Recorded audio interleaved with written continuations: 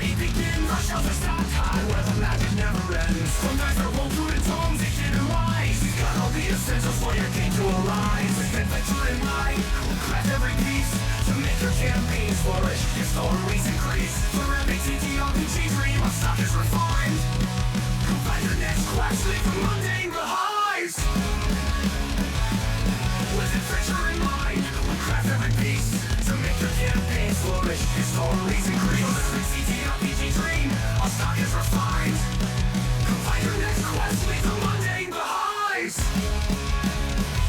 Epic stages is where you find satisfaction. You bring the spark, you bring the passion.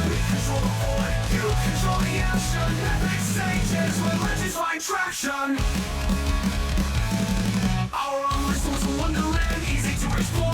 With service that shines, whether in person or more. Need advice on your journey, we're here to assist. For novice and veteran, no wish will be missed. We've got what you need, from the basic to the grand, to bring your world to life with a masterful hand. From maps that expand, to characters that bind. Epic stages, always with adventure in mind. Epic stages is where you find satisfaction. You bring the spark, you bring the passion. We control the board, you control the action. Epic stages where legends find traction.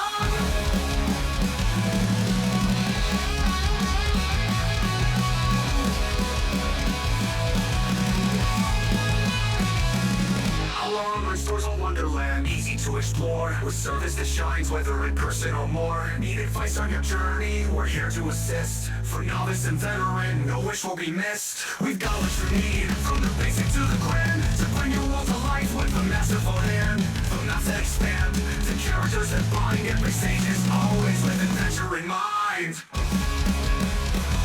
Epic stages is where you find satisfaction. You bring the spark, you bring the passion. We control the board, you control the action. Epic stages where legends find traction. Elevate your game with custom pieces so fine. Handcrafted with care, designed to make you shine. From miniature heroes to landscape fast, we build every detail to make the magic last. When the final dice is rolled and the journey is done, we offer keepsakes that remind you of the battles you won. In every treasure we offer, memories are signed. Every stage is always with adventure in mind. Epic stages is where you find satisfaction. You bring the spark, you bring the passion. We control the board, you control the action. Epic stages where legends find traction.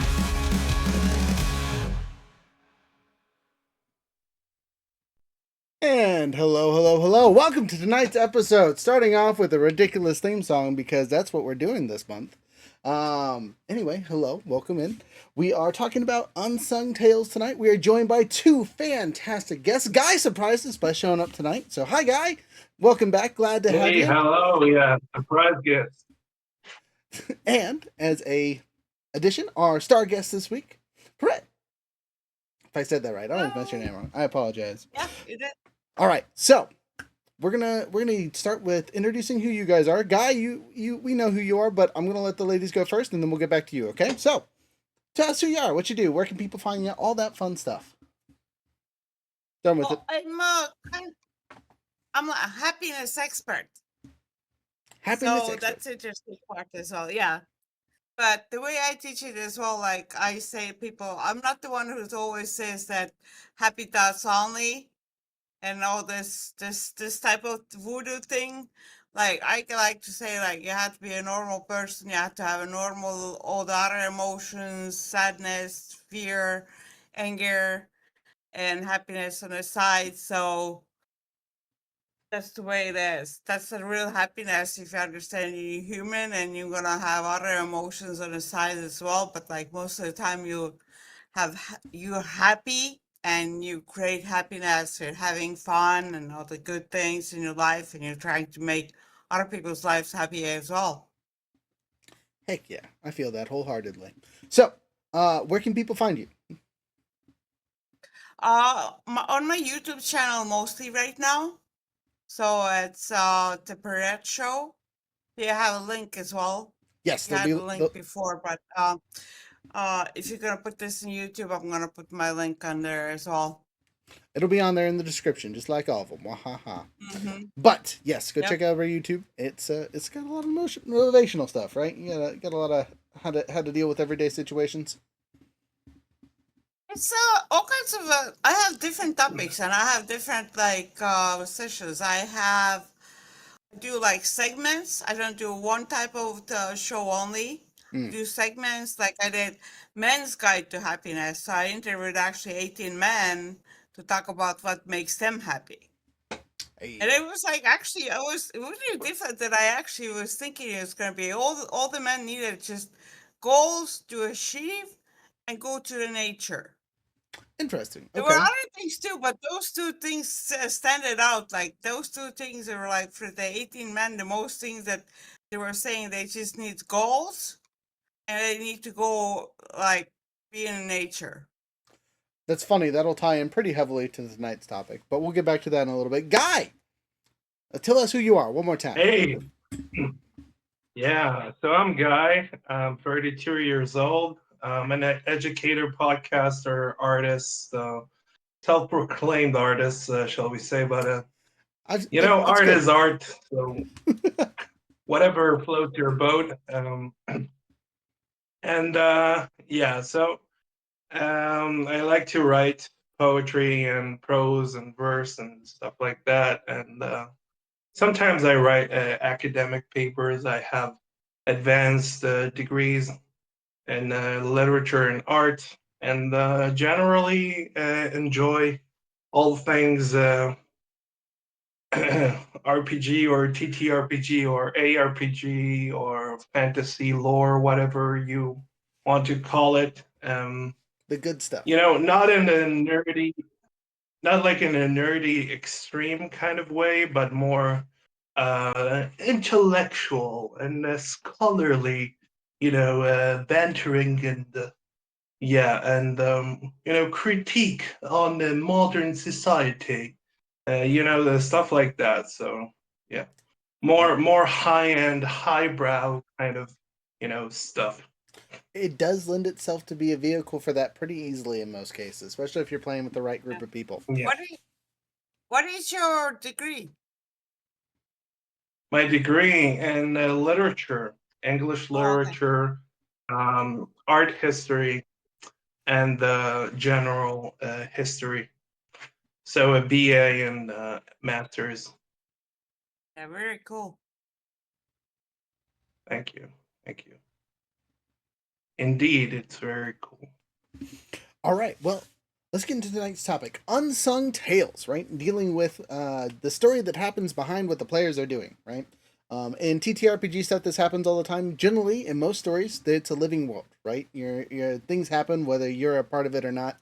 Guy, there's a term, and I always forget what it is, that stands for the realization of understanding that everyone else is living their own story. They're the main character in their own life, and they're dealing with all the things you are. Do you remember what that's called? Because I forget.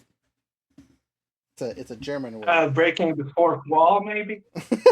No. It has a word. And it's like the sudden realization of all that.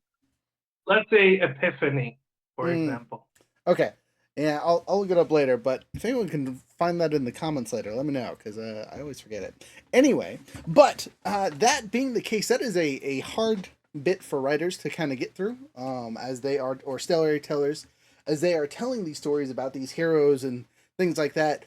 Lots of times, other events occur under the radar, and either the reader or the person hearing the story is like, "Wait, what happened? How did we get here? Last I heard, the heroes were winning. How is the big bad evil guy conquered 10 castles in the time that it took us to defend one?" So when we're kind of in that realm of storytelling, right, where there's just the unknown bit of information, how do you expect people to take that information when it comes at them suddenly? So I'm going to start with Piret. When you are dealing with your people, right, on your side of things, how do you get people to realize that that is part of finding their happiness, right? That other people are going through their own stuff. Yeah, that's actually really hard for people to understand because most of the time they just think about themselves.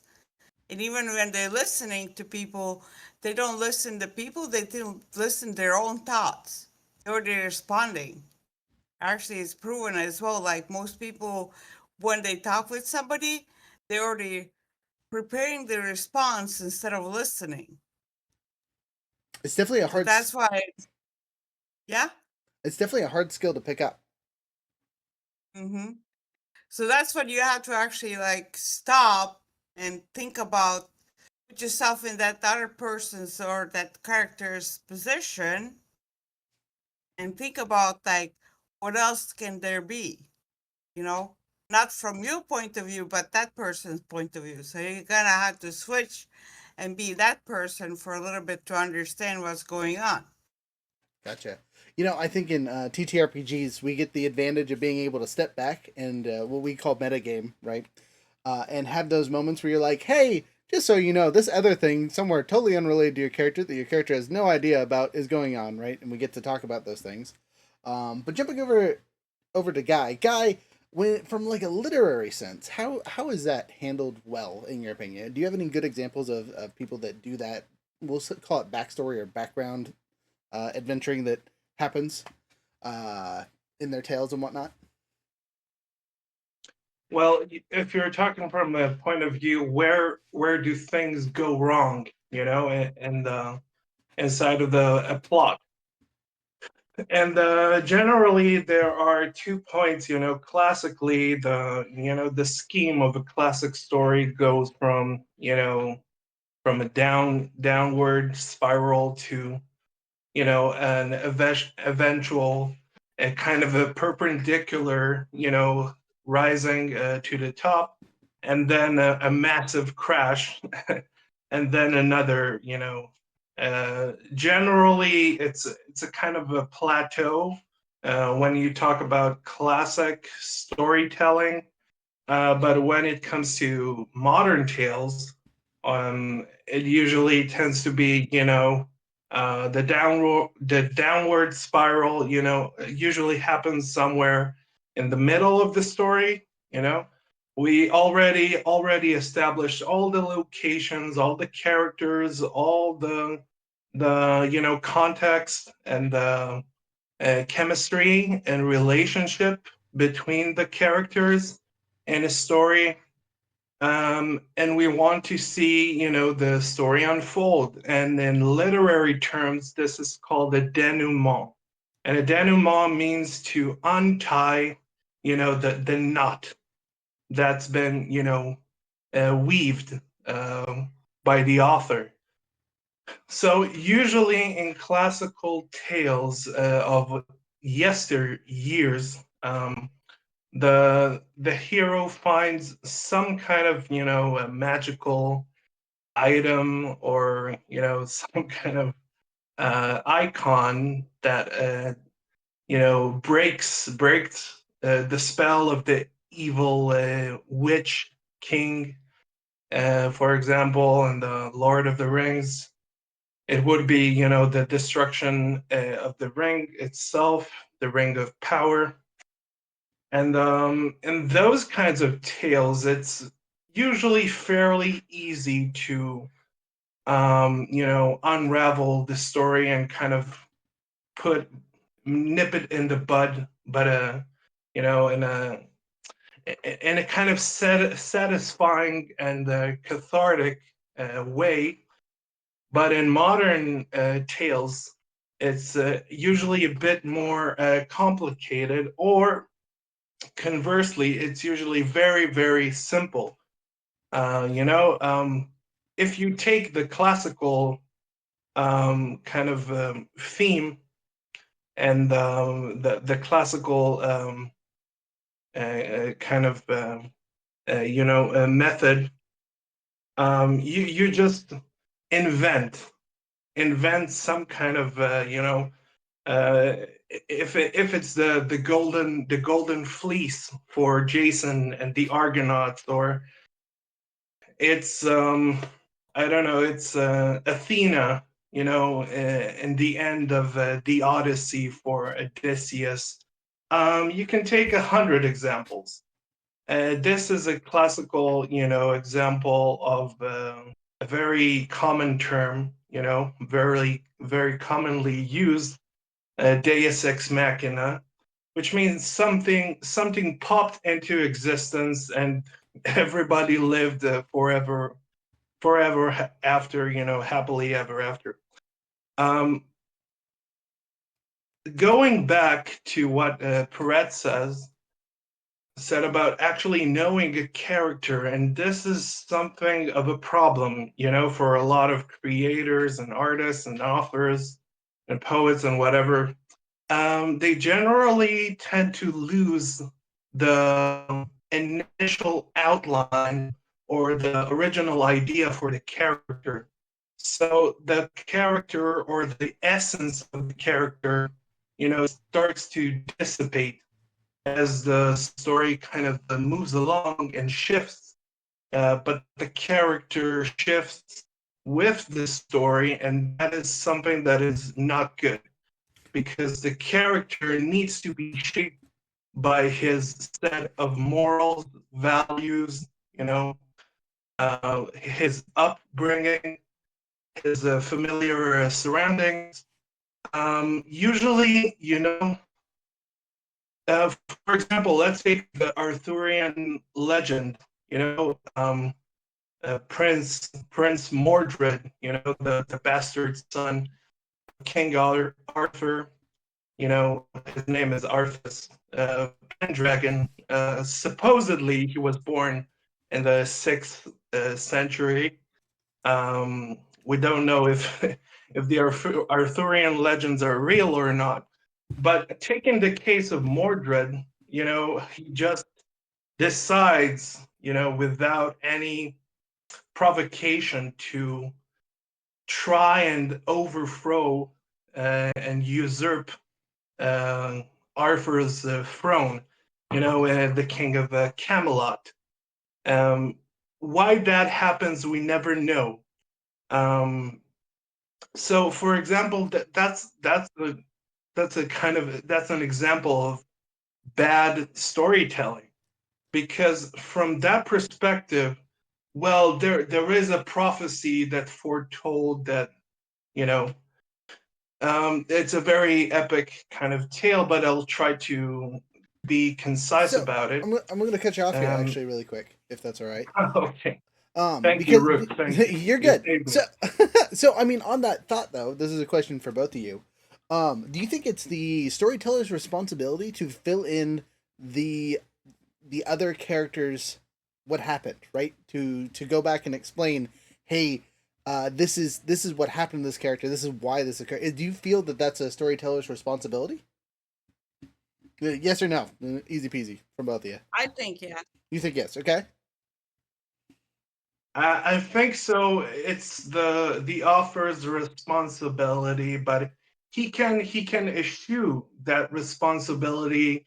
Like for example, J.R.R. Tolkien famously kind of tried to interweave all the fanfic that was floating around at that time and trying to integrate it into the core, lore of the story. So that's a nice example of an author, being handed everything on a silver plate by the fan. So that's a very strange example of it. Gotcha. I was thinking maybe even like for an author, maybe just not even, if not to give the full story, maybe give some clues. Okay. For the viewer to put things together from the clues instead of just Yeah. telling the full story. That's a great example and something that I was going to suggest. But outside of, let's say, straight up stories, can you guys give me some like TV examples on how they do this, or something you can think of like, that's how they did that? A TV example? Sure, TV example, or just another form of, like, again, from storytelling. Word of mouth is one thing. Jumping over to traditional media, or I guess new media, whatever you want to call it. Yeah, I'll take modern. Media, for example, the very highly acclaimed high fantasy RPG. You know what I'm going to say. Elden Ring. So, for example, in the Souls games, as they are kind of coined, that term, the Souls games. So it's Demon Souls and Dark Souls and all Right. that Yeah. franchise. Um, there's no lore, you know, in the core story. There is no lore or expansion on the story. That the no new kind of details are kind of revealed throughout the story. Right. Yeah. And And pretty much all those almost games. almost nothing. Yeah. Yeah, You everything just is done. point A to point B, right? Everything is done. Yeah, so this is the traditional kind of way of doing, you know, producing RPGs, for example. If you look at games like Ultima, the SNES, or you know the classic retro PC RPG, very highly acclaimed, very influential. In those games, there's hardly any lore. Like there are some kind of cutscenes and stuff like that, but nothing that actually helps you understand the world. It's all done through, you know, third party kind of mediation. So lore takes a backseat to, you know, descriptive kind of Right. storytelling. Yeah. So it's not. All the lore you get is from like the items and stuff you pick up, right? Is kind of what you're talking Yeah, about. it takes the show don't tell kind of approach, you know, Interesting. You which know can be which ones good. I like? Can be good. Yes. What's up? Which ones I like as well, like when they have two like stories running parallel.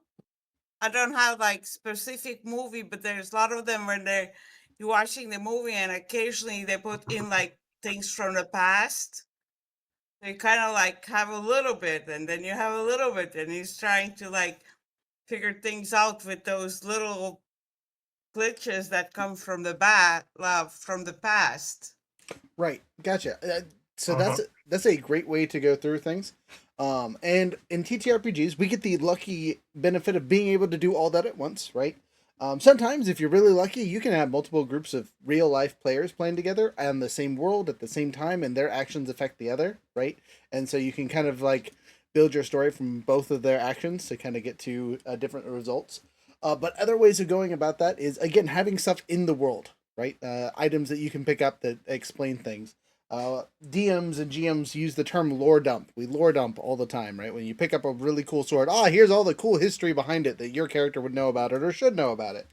And that fills in those context clues. Every once in a while, you'll have in my gaming that I run, I have cutscenes. I'll cutscene to somewhere else that doesn't necessarily touch on the players, and it'll just be lore dumping of, oh, hey, this character is going through this, or you're seeing a memory in someone's mind of something that happened, and you get to, they get to watch and see what happened while you explain, oh, this is why this character is now a prick, because he watched 27 people get murdered in front of him. You know what I mean? Like, it explains the character development that the players didn't necessarily get to see right at that moment to see the change in perspective of the people that are going on. But kind of on that note, is how do you do that well to where it feels earned for both the players and the NPCs or other players in your stories that you're telling? Like when we're trying to set up a feel good pace, right? Because it's one thing to be like, we're going along the story and this character never changes because he is the archetype of this and this, he's there the entire time. But sometimes you get, hey, he's the archetype of the old friendly man that helps you, but suddenly the next time you see him, he's just some weird yahoo that doesn't like people and you don't know why. Um, so how would you suggest to people that are trying to make this have that feel believable? What's a good way to pace that for people, in your opinion? We'll start with Guy Okay, this time and then maybe. jump over. Yeah, I saw. You know, I've been kind of binge watching all the classical fantasy movies. I love them so much, and I started watching all the. You'll know all these titles. Maybe you won't know every one of them, but like Dragon Slayer and Crawl and all that kind of campy 80s fantasy. The Dark Crystal, I love very much. Labyrinth, and all everything that has in common with these kind of B movie, low budget, high fantasy kind of movies is that the plot line is almost never, explained. You have a big kind of a cutscene at the beginning of the movie, and then and then nothing. You have to figure it out. So immersion is quite high, because you can immerse yourself in that world without being, force fed all the little minute kind of details of which character did what and when and why and how. And we have a very pleasant world building through visual, means. So we don't have all this force fed kind of, and then I saw the dragon and he was big, and I have to react to how big the dragon is and how his scales are so sharp and his, tongue spits fire at a rate of 900 kilometers an hour. I don't care about that. I just want to see the dragon, So when you watch Dragon Slayer and it's very campy and very over the top, but it's so good, the nostalgia kind of hype is real. And these kinds of stories, they are very simple, very forward. They have a beginning, a middle, and an end. They don't need to tell some, very elaborate, intricate plot line with, multiple dimensions, multiple time periods. We don't care. It's very, it's ABA. It starts at the beginning, it slowly unravels and changes, and the kind of journey needs to be had. So the journey usually starts from, you know, this is Plato's cave, theory. The hero is an ignorant kind of golem. He's just an ignorant person, and slowly but surely he achieves some kind of enlightenment, and so that's the hero's journey. He goes from ignorancy to enlightenedness, if that's even a word, and he needs, you need to show them, that's the Hollywood modicum, the modicum of show don't tell. That's it. It works on the big screen. It doesn't work so well on the written medium, on the literary term and form. It doesn't translate as well. Right. So you need to add some more, Tolkien added all these appendices and all the maps and all the lore and all the kind of indexes to actually guide the reader whilst he was, reading the works and the literary artworks. So yeah. To be fair, he didn't invent his a, own language for it, so someone needed a guide somewhere for that. Sorry. I said he did invent his own language for the story, so it did need a little bit of a guidebook. Not just one. At least four, or at least three. Three, fully fledged. Free. Okay, at least free. High Elvish and Hobbitish. The orcs also have their own native language. And yeah, so even the Game of Thrones, they have their he invented the a whole nother language. The Dothraki, for example, or you know all the Baratheon and stuff like that. They also talk in different tongues.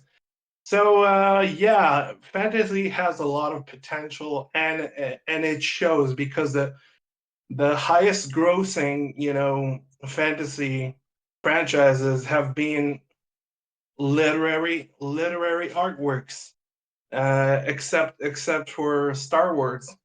It's And true, but yeah, the I don't know if you guys have ever read the novelizations for the Star Wars stuff. They're pretty good too.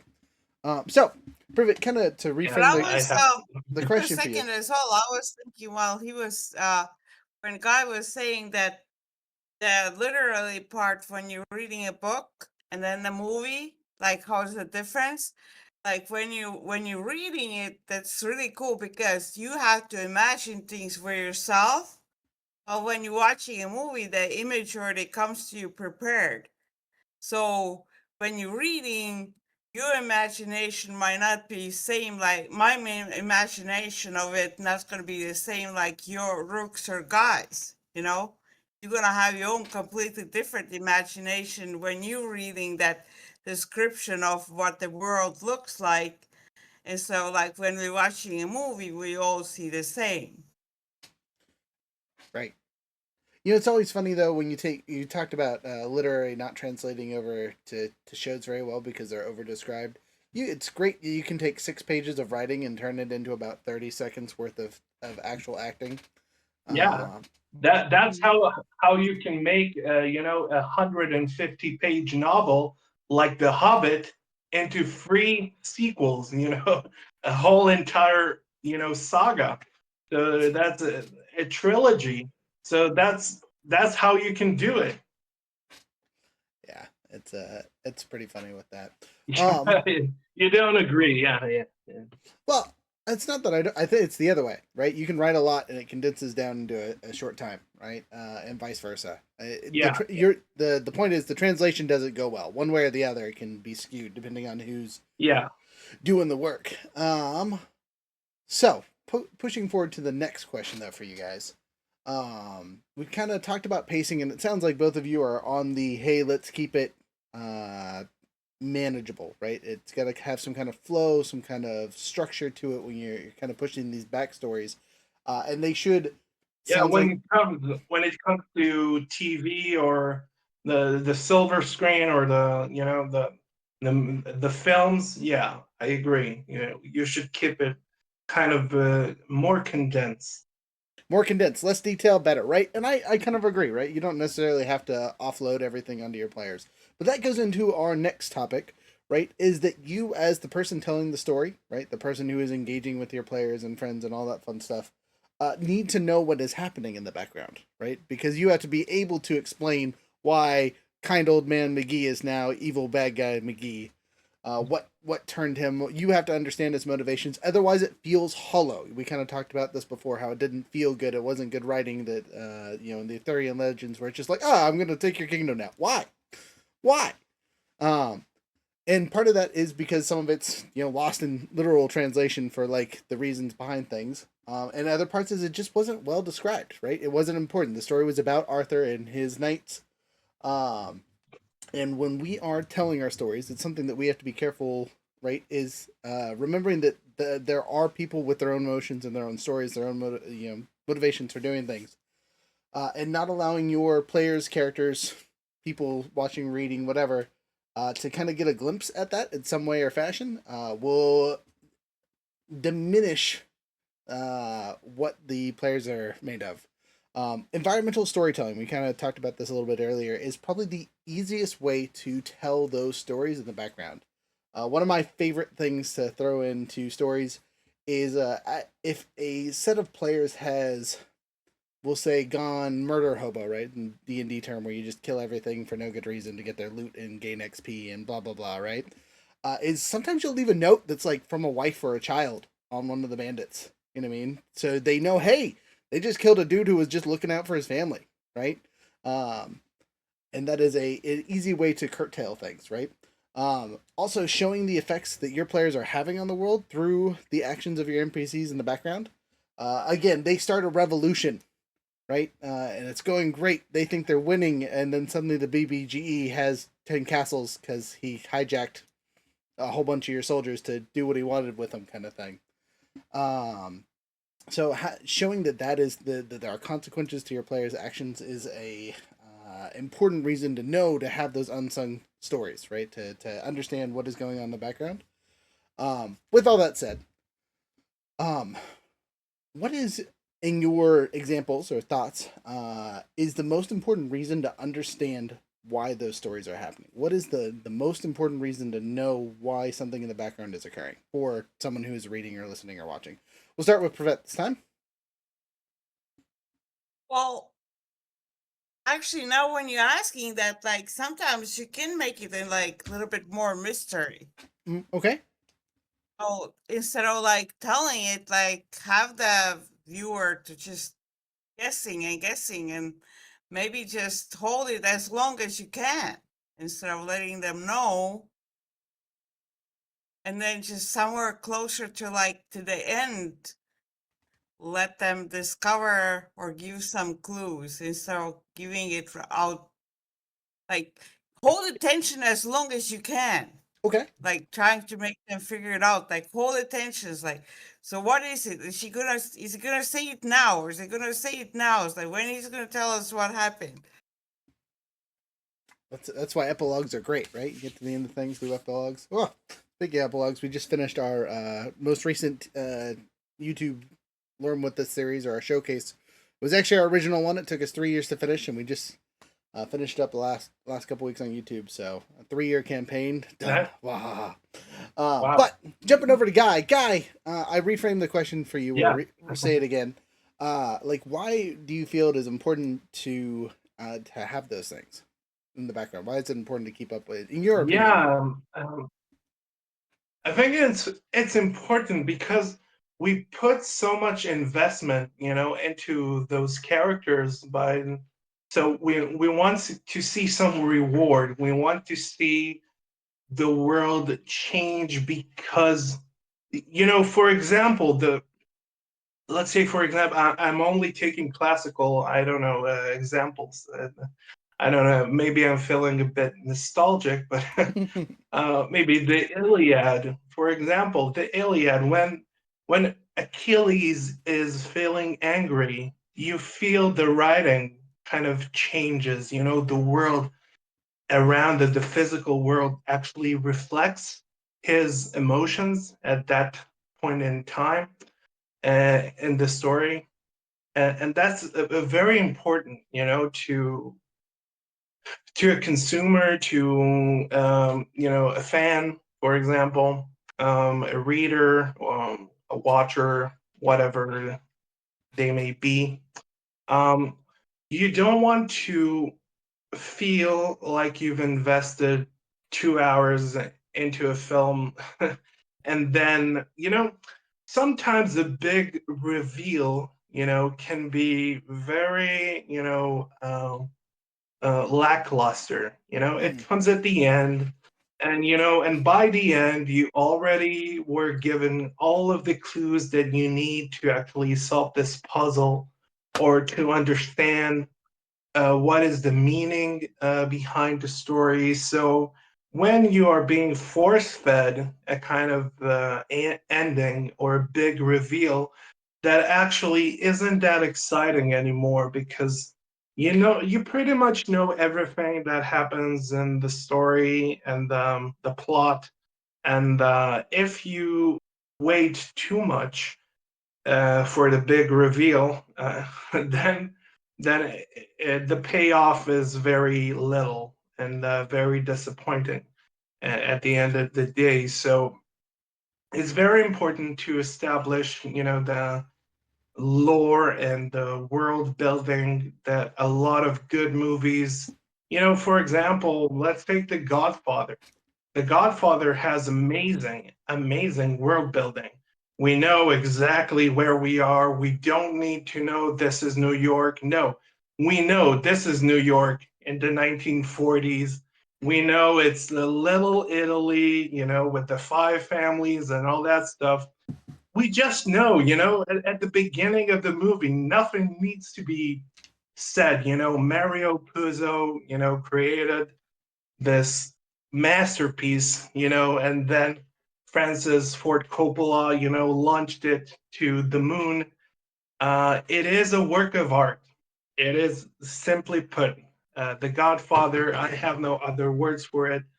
It is the greatest masterpiece, I think, in the cinema history, hands down. And I've seen them all, I've seen Troy and Spartacus, and I've seen, Fight Club and all the greatest films. And yeah, hands down, So, so The Godfather doesn't need to establish its world building because it takes, it's the greatest student of the show don't tell method and school. Yeah, I gotta agree with a lot of that. I mean, saying it's the greatest film ever is fighting words for some people, but it is a very, very good movie or series. I mean, I will fight. I even will fight you. And I'm a heavy fighter, I'm not a lightweight. uh, even the third one, right, which we can both agree was kind of a downswing for the series.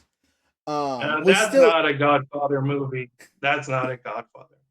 it was still good though, right? It was trying to draw on tropes that had already kind of destroyed, right? It had already built up this foundation, and Yeah, then it took not good. a lead pipe to its own knees, kind of thing, is how it felt. Uh, Yeah, Al Pacino couldn't save it, and then his co-star, I don't know what's her name, his daughter, she couldn't save that movie, so nobody. And she in the movie she can't save herself, and nobody can. And I can see, well, it was a befitting, end to a movie. Very sad, yeah, it was just, why should you do that, to end that trilogy, this massive epic generate multi-generational, one of the greatest piece of works of art in cinema history. um I don't know. Yeah, I don't know what to tell you. but I mean that comes to that forced epilogue, right? That is unenjoyable, right? You got to see the end of the story, and it made sense, but it wasn't what people wanted, right? It wasn't the happy feel good. Not that The Godfather itself is a happy feel good movie, but you know, comparatively, right? It was such just a downtrodden ending, right? Because it had to match history. It had to be realistic. But on a plus note, and when we're telling our stories, right? We don't necessarily have to have the most realistic ending. The king can slay the dragon and live happily ever after. There's a reason that's a line. And Well, we're the king never plays. It's the would-be king, okay. You're it's right. You're the right. yeah, it's hero XYZ, who becomes the king, marries the princess, and of course they live happily ever after in an unknown disclosed location, in some, foreign, foreign magical kingdom.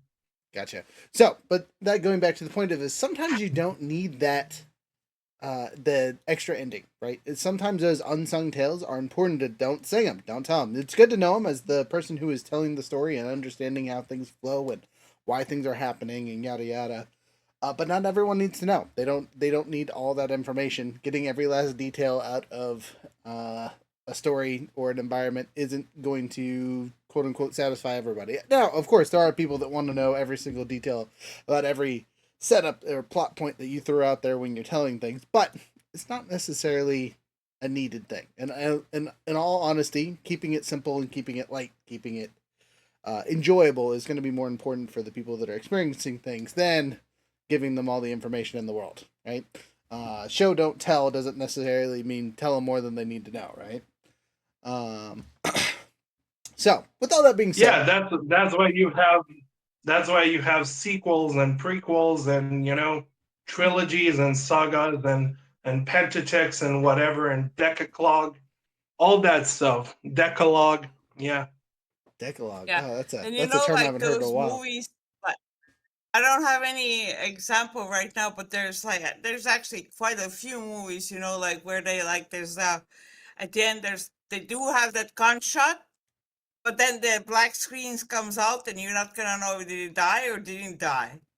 Right It's until the like, sequel, right? okay, so and then you have to sleep all night and like think about it like for weeks afterwards, like did he die? Didn't die? So what happened? Are they gonna make a sequel? What's gonna happen? Yeah.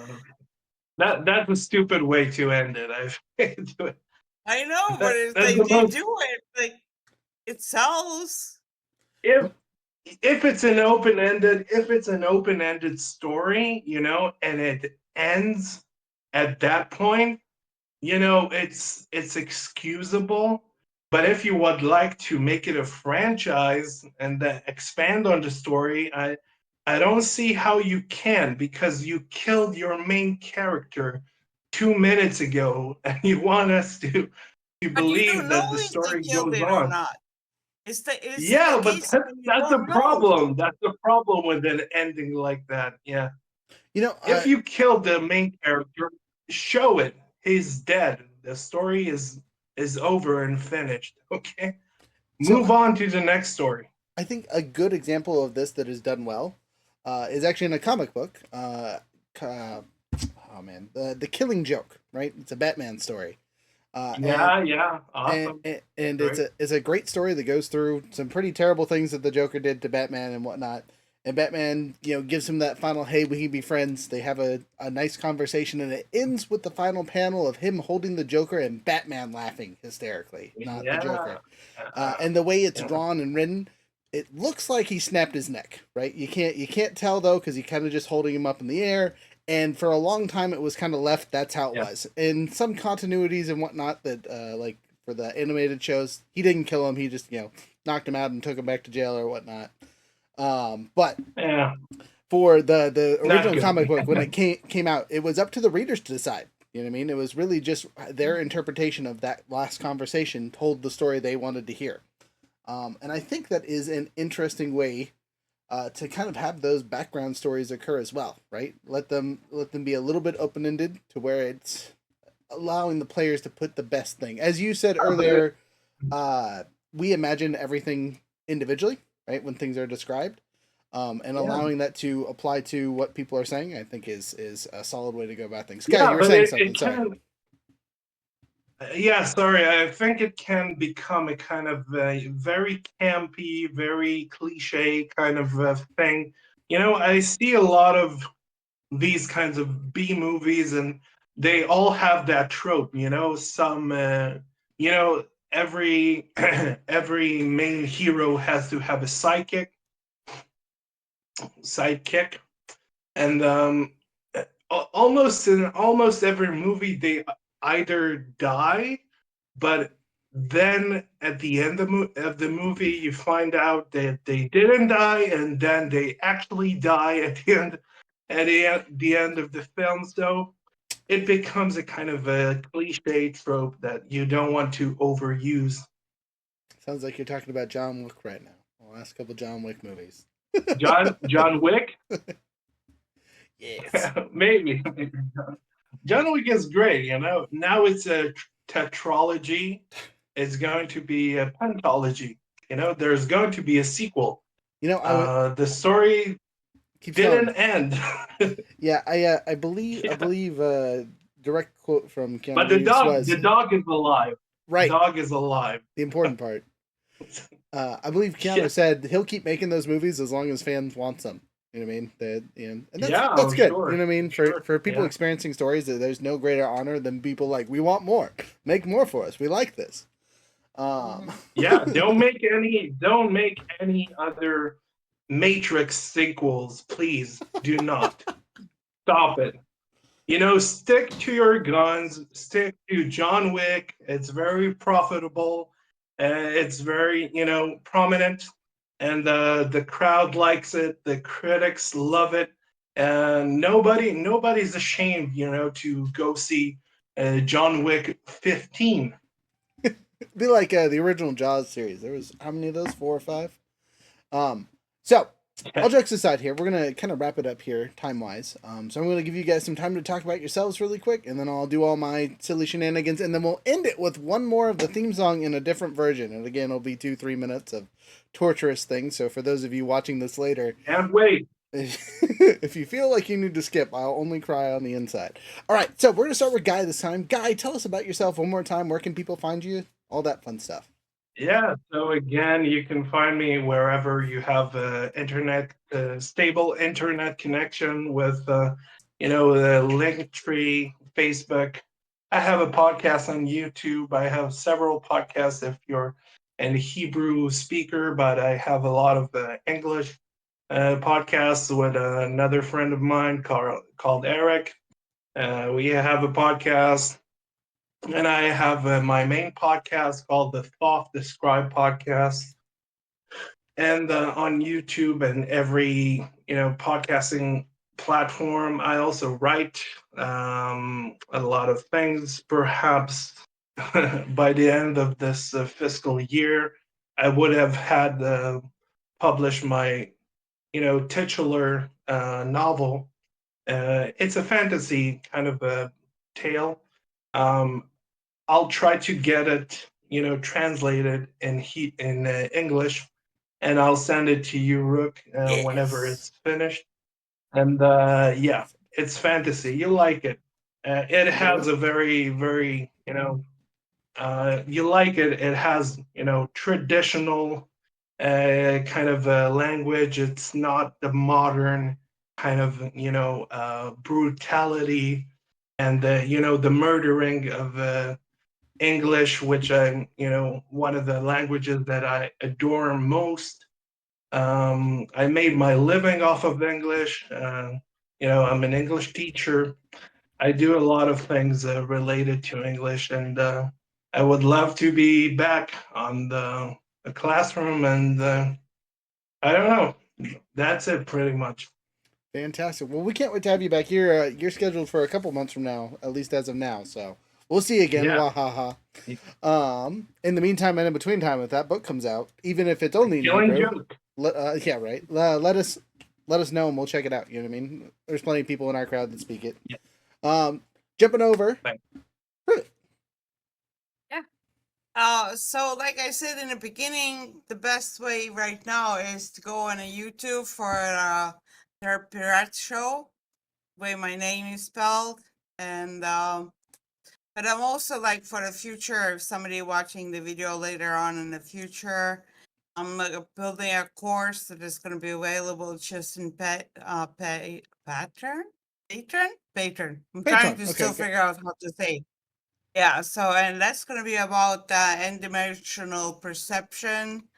So how like teaching people how to see more with just 2D and 3D, just with our eyes and senses, how to actually be able to use your subconscious and everything to perceive more of the world around you or inside of you and what everything is.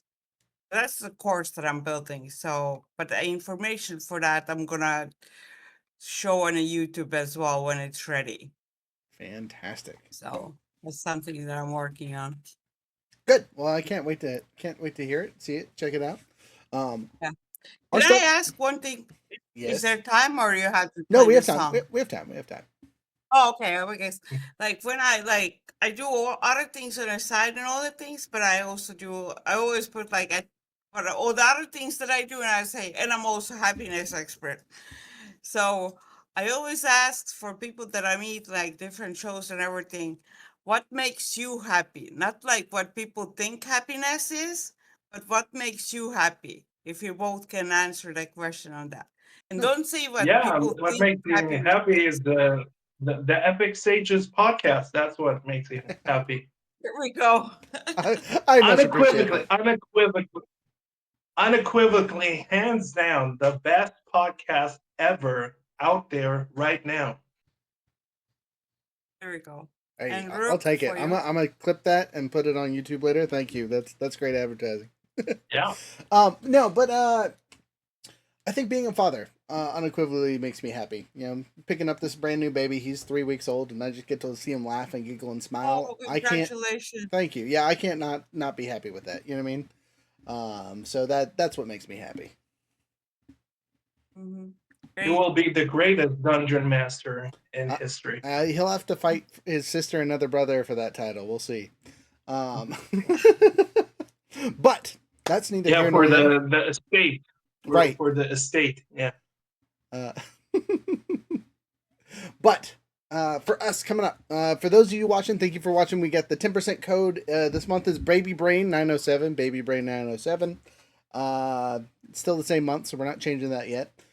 This weekend we are doing a vendor event out of North Pole. We'll be out there from, I believe, noon to 7. Over at Discovery Peak Charter School. They're doing a fun food festival craziness that we're going to be causing havoc at. And then next weekend, we are doing the 3-day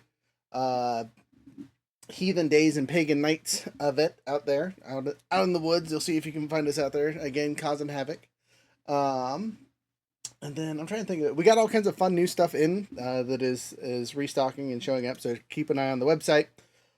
If you made it through the entire video, please subscribe, all that fun stuff. For those of you watching on Twitch, we much appreciate you. And then let's get into this music. Oh, by the way, first note, on the first song that we heard tonight was the #1 voted music song, whatever, for the polls this week, is why it was up first. This one here is just one that I like. So, with adventure in mind, have a wonderful time. Yeah. Bye. And guest, if you guys will stick around for afterwards, be much appreciated.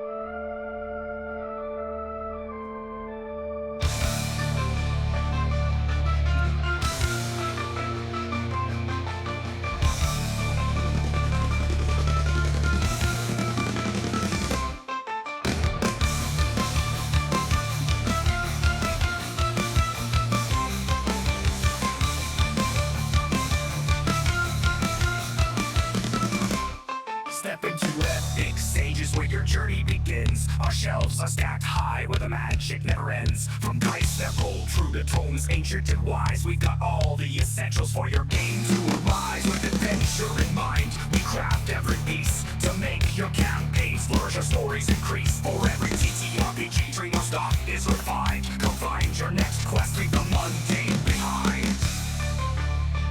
Epic Sages is where you find satisfaction. With the spark, you bring the passion. We control the board, you control the action. Epic Sages, where legends find traction.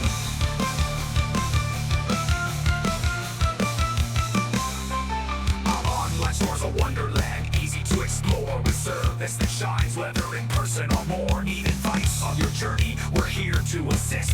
For novice and veteran, no wish will be missed. We've got what you need, from the basic to the grand, to bring your world to life with a masterful hand. From maps that expand to characters that bind. Epic Sages, always with adventure in mind. Epic Sages, where you find satisfaction. We bring the spark, you bring the passion. We control the board, you control the action.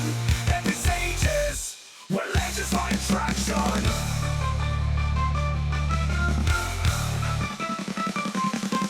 Elevate your game with custom pieces so fine, handcrafted with care, designed to make you shine. From miniature heroes to landscape fast, we built every detail to make the magic last. When the final dice is rolled and the journey is done, we offer keepsakes that remind of the battles you won.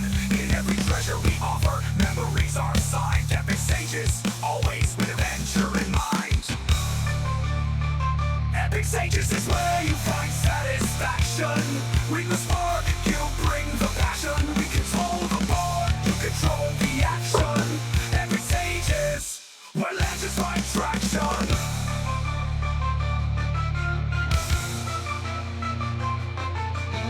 You can listen to the entire album on Spotify. Coming soon.